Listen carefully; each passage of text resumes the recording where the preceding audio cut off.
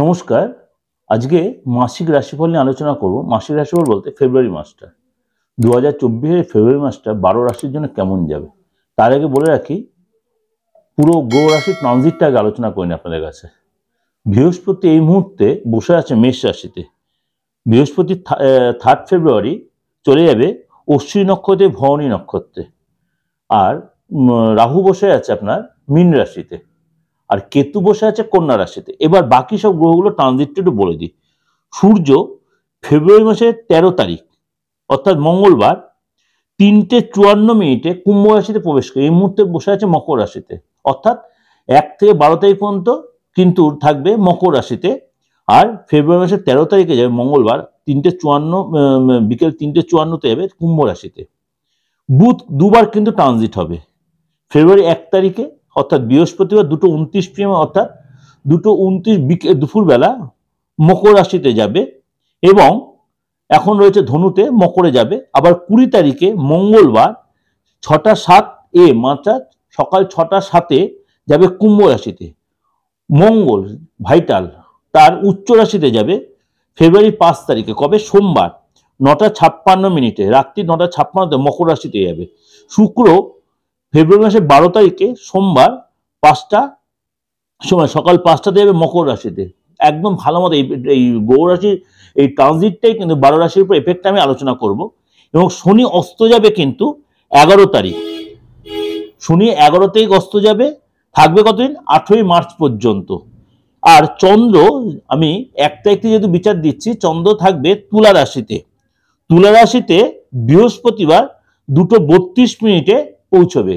সুতরাং এই যে ট্রানজিটটা আপনাদের পুরো 9টা গ্রহ ট্রানজিটটা বললাম, এইটাই 12 রাশির উপর কি এফেক্ট হবে এটাই আপনাদের কাছে আমি আজ আলোচনা করব। মেষ রাশি ফেব্রুয়ারি মাসটা কেমন যাবে প্রথমে বলি যে আদার্স গ্রহ রাশির মতোই আপনার ক্ষেত্রেও কিন্তু ভালো মন্দ মিশিয়ে যাবে। কারণ এতগুলো গ্রহ তার ঘর চেঞ্জ করছে এবং বৃহস্পতি তার নক্ষত্র চেঞ্জ করছে।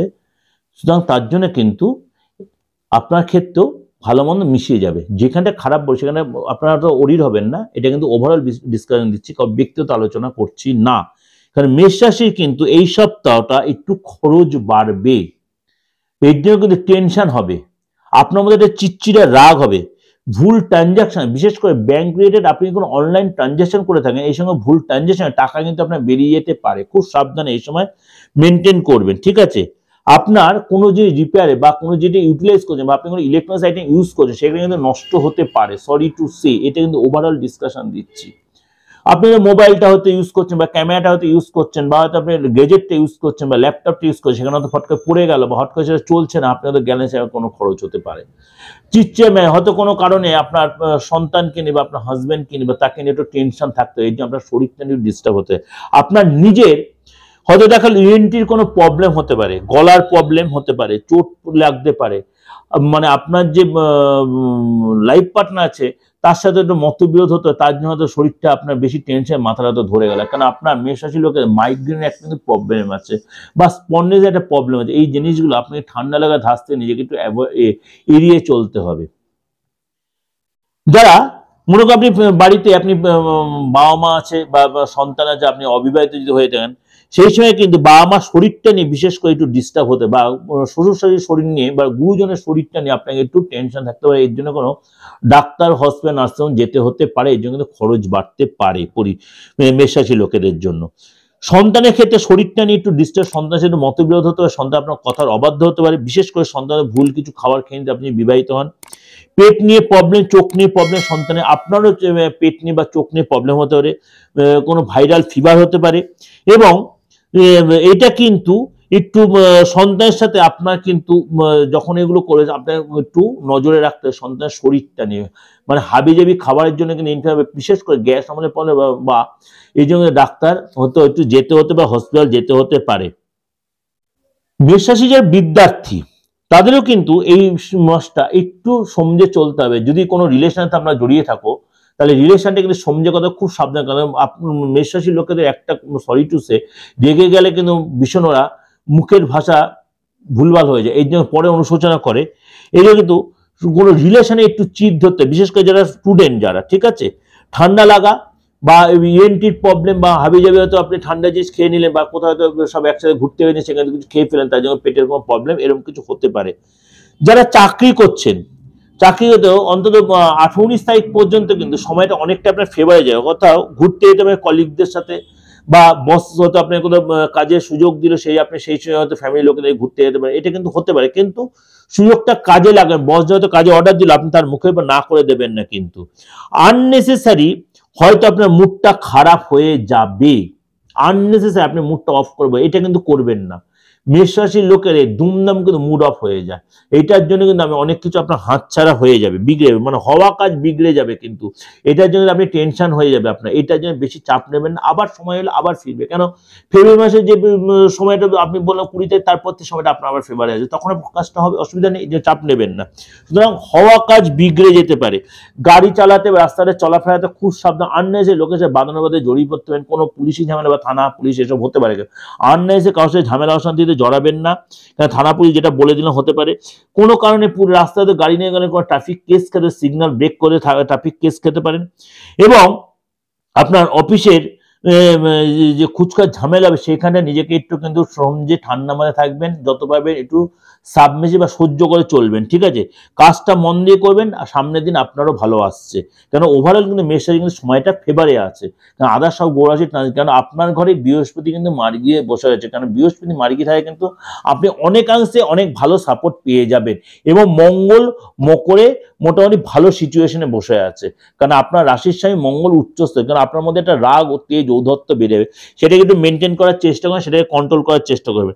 কোনো কারণে পার্টনার সাথে বা প্রেমিক প্রেমিকের মধ্যে একটু বাদানুবাদ হতে পারে, এবং পার্টনারের কোনো কারণে পার্টনার শরীরটা নিয়ে সাবধান, পার্টনার শরীরটা নিয়ে তো ভুগতে, আপনার তার জন্য খুব টেনশন থাকতে পারে। আপনার পার্টনারে হয়তো কোনো কারণে পেটের প্রবলেম বা খাওয়া দাওয়ার প্রবলেম, বা হয়তো আপনার সাথে কোনো একটু মতনৈক্য হচ্ছে, আপনি ভুল বুঝে ফেলেন, এটা ভুল হয়। কারণ আপনার পার্টনার কিন্তু আপনাদের যত সহায়তা করার চেষ্টা করেন, আপনি তাকে ভুল বুঝে ফেলেন, তার জন্য রিলেশন নষ্ট হতে পারে।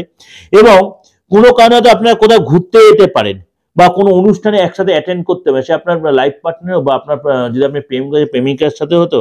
অর্থাৎ কোনো ছোটখাটো কারণে মুডটা অফ হয়ে গেল, মুডটা অফ না করে নিজেকে কোনো আনন্দ অনুষ্ঠান, গান এসব শোনাবে, ছোটখাটো কোনো ঘুরতে গেলেও মনে থাকবে। অর্থাৎ বিবাহিত লাইফটা কিন্তু অনেকাংশে ভালো, কিন্তু যারা প্রেম করছেন তাদের কিন্তু জায়গাটা একটু ডিস্টার্ব থাকবে, কিন্তু সেটাকে আপনাকে ম্যানেজ করে চলতে হবে।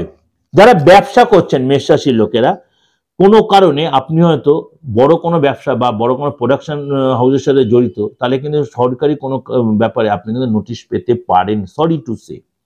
বা হয়তো জিএসটি বা এই ধরনের কোনো ট্যাক্সের ব্যাপার ট্যাপারগুলো আপনার মধ্যে কোনো হয়তো মেল এলো, বড় কোনো সোশ্যাল মিডিয়ার মধ্যে কেউ হয়তো আপনার একটু আজে বাজে কথা বলে, এইগুলো নিয়ে একটু তো টেনশন হবে। কিন্তু এটা নিয়ে এত বেশি সিরিয়াস হওয়ার দরকার নেই। ট্যাক্স বাকি থাকলে চালান থাকলে সেগুলো দিয়ে দেওয়ার চেষ্টা করবেন। ইয়ের থাকে স্টাফদের সাথে একটু বাদানুবাদ হবে, হওয়া কাজটা বিগড়ে যেতে পারে, যে কাজটা কন্টিনিউ চলছে সে কাজটা হয়তো ভট করে বন্ধ হয়ে যেতে পারে, স্টাফের আপনার চাপে ফেলে দিতে পারে। এবং অর্থাৎ রাগটাকে কন্ট্রোল করবেন, চেষ্টা করবেন সেই স্টাফের সাথে কোনো বাদানুবাদে না যাইয়ে তাকে মাথা ঠান্ডা করে রেখে দিতে। কেন তাহলে সেটা তো আপনার হেড স্টাফ, তাকে ছেড়ে দিয়ে তো ব্যবসাটাই নষ্ট হয়ে গেল, আপনার চাকরি কাজে যারে নষ্ট হলো, ব্যবসাটাই পড়ে গেল, এরকম কিন্তু হতে পারে, ঠিক আছে? অর্থাৎ কর্মচারীর সাথে ব্যাড বিহেভ করবেন। আমাদের কথাতে বলি, যে গুরু দুধ দেয় তার লাঠিটা সহ্য করতে হয়। এই মেষ রাশির লোকেদের জন্য এটা কিন্তু বললাম, এটার জন্য এই সব মাসটা আপনাকে কিন্তু অ্যাডজাস্ট করে চলতে হবে। বিশেষ করে সূর্য যখন শনির ঘরে ট্রানজিট হচ্ছে, তার জন্য কিন্তু অর্থাৎ 14 তারিখের পথে চাপটা কিন্তু অনেকটা বেশি হবে। যাই হোক, ওভারঅল আপনাকে প্রেজেন্ট করলাম, ভালো লাগবে অবশ্যই। ভালো লাগলে অবশ্যই লাইক করবেন, সাবস্ক্রাইব, নোটিফিকেশনটা অন করে রাখবেন, আর যত মানে লোকেকে শেয়ার করবেন। আর এটা কিন্তু ওভারঅল ডিসকাশন করছি, এটা পুরোটাই সিরিয়াস ধরে নেবেন না, কেননা আপনাদের এটা ধরে ঘাবড়ে যাবেন, ভয় পাওয়ার কিছু দরকার নেই। যদি কোনো সুযোগ অবশ্যই কারোর সাথে কনসাল্ট করেন, অবশ্যই তাকে হাতটা দেখাবেন। যাই হোক, নমস্কার, সবাই ভালো থাকুন।